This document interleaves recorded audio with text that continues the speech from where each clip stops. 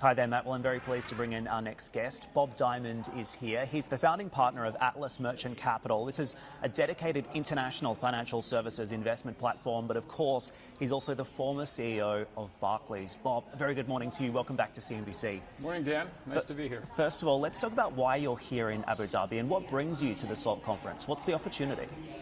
Well, this is a long-standing place for me. I think even in the 2000s at Barclays and our asset management business, BGI, as well as our investment bank and Barclays Capital, relationships here were very important.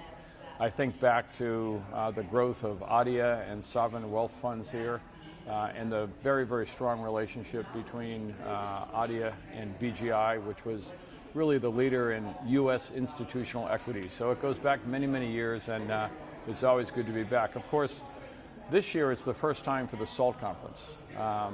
Anthony Scaramucci has done good conferences around the world, never in the Middle East. And from the delegate numbers that I'm hearing bandied about, I think it's going to be a great week. Tell me about the work that you're doing with AMC now, because more than 10 years on since the GFC, why do you see financial services as being a compelling sector to lean into? What's happening here?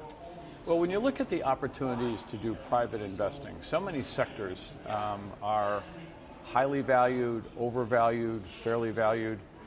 Both the availability and the cost of leverage is getting higher or more difficult depending on which way you're looking at that.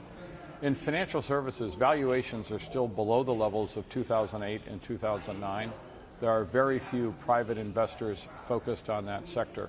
And I think what we underestimate is the size of the financial services sector and the importance to the economy. You know, behind government and behind real estate, financial services is the largest sector in most of the big economies. So we think the opportunities in financial services are all of those things. It's based on low valuations and not a particularly crowded field of investors. And is there a specific opportunity that you're looking at here in the Middle East right now? There's nothing in particular. It's a very interesting question because most people come here to raise money to invest in the rest of the world.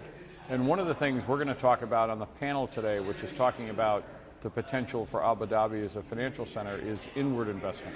Is there an opportunity to be investing in domestic or regional banks and insurance companies, as an example? I wanted to ask you about the situation back in the United Kingdom because Boris Johnson, Jeremy Corbyn are going to the polls this week in an election that will ultimately determine the outcome for Brexit. How are you reading this, and is this Boris Johnson's to lose? So, to give a little bit of background, I voted Remain. I'm a dual citizen in the U.S. and the U.K., so I want to make that clear. I think today we need to move on. I think Brexit as a decision has been made.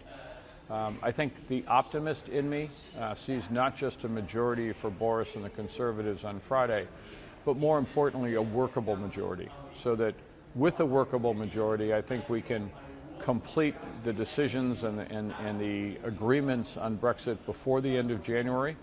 And then, as you know, we'll have a full year of implementation for whatever the new trade arrangements between the UK and Europe are. So I go into this week optimistic. We've probably been here before, but I think it feels good, and I certainly support Prime Minister Johnson in his efforts. So banks in the UK want certainty, but all they've had up until this point is uncertainty. Should investors watching this be worried about what the UK banking sector is going to look like in a post-Brexit world? Well, I think there's two questions there, Dan, so I'll try and separate them. Business in general, or the private sector in general, and financial markets need certainty. And I think in the UK, if what we just talked about comes to fruition and we see a workable majority on Friday, I think that'll give a jolt of confidence, and I think it will be very good for the private sector overall, for jobs, for the economy. I think in banks, they'll benefit from that, the UK banks, but they also are working in a regulatory environment where the UK has committed to ring fencing, to completely separating the domestic businesses from the international businesses. And I think that's still somewhat of an impediment to those banks in the UK that have businesses around the world. Hey everybody, it's Hadley Gamble from our new CNBC Middle East Bureau in Abu Dhabi. Thanks for stopping by. Now to watch more, you can try one of the videos that just popped up on your screen. And don't forget to subscribe.